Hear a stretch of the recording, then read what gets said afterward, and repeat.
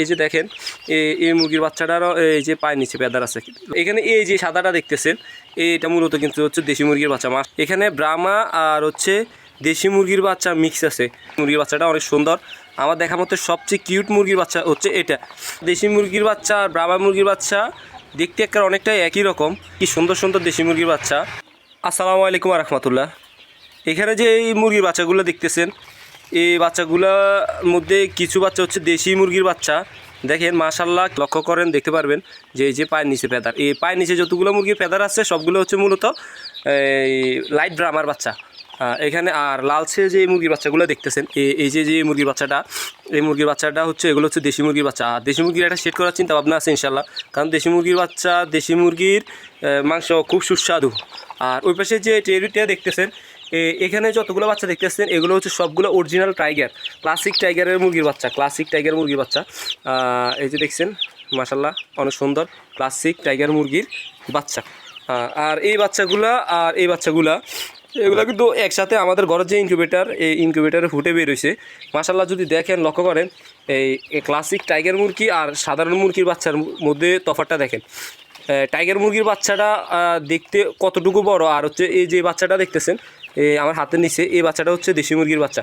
সাধারণ মুরগির বাচ্চা আর টাইগার মুরগির বাচ্চার মধ্যে তফাৎ হচ্ছে টাইগার মুরগির সুবিধা হচ্ছে টাইগার মুরগি একটা মুরগি 7 থেকে 8 কেজি ওয়েট হয়ে থাকে সাধারণত, আর অনেক বেশি ওয়েট হয়ে থাকে। ডিমের পার্সেন্টেজও টাইগার মুরগি মোটামুটি আলহামদুলিল্লাহ অনেক ভালো। আমার কাছে যে কয়েকটা টাইগার মুরগি আছে ক্লাসিক টাইগার মুরগি, এগুলো মোটামুটি ডিমের পার্সেন্টেজটা অনেক বেশি। যাক আলহামদুলিল্লাহ এই হচ্ছে অবস্থা। ওই যে দেখেন একটা মুরগির বাচ্চা বের হয়ে গেছে গা, এটা হচ্ছে আপনার এই ব্রাহ্মার বাচ্চা। ওই যে পায়ের নিচে পেদার আছে, এগুলো কিন্তু অনেক চঞ্চল দেখছেন। মাশাআল্লাহ মাশাআল্লাহ, এই যে বাচ্চাটা অসম্ভব কিউট বাচ্চা। যাক সবাই আমাদের খামারের জন্য দোয়া করবেন, আমাদের জন্য দোয়া করবেন। আসসালামু আলাইকুম রহমতুল্লাহ। আর কারো যদি ফার্মি মুরগির বাচ্চা প্রয়োজন হয় আমাদের সাথে যোগাযোগ করতে পারবেন।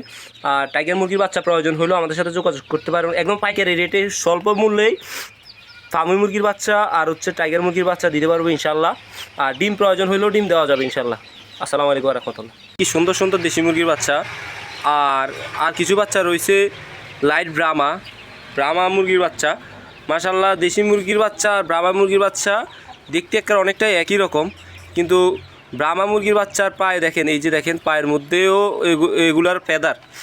হ্যাঁ, এই পেদার এগুলা যখন যত বড় হবে তত এই পায়ের এই যে পেদারগুলা স্পষ্ট হবে এবং একদম সুন্দর হয়ে যাবে দেখতে। তখন সম্পূর্ণ ব্রাহ্মা মুরগির মতো দেখা যাবে, যদিও এটা এখন সম্পূর্ণ পড়ে গেছে, এগুলো ব্রাহ্মার মতো দেখা যাচ্ছে না। এখানে ব্রাহ্মা আর হচ্ছে দেশি মুরগির বাচ্চা মিক্স আছে। সাদা যে মুরগির বাচ্চাগুলো দেখতেছেন এগুলো সম্পূর্ণ সবগুলো হচ্ছে ব্রাহ্মা মুরগির বাচ্চা।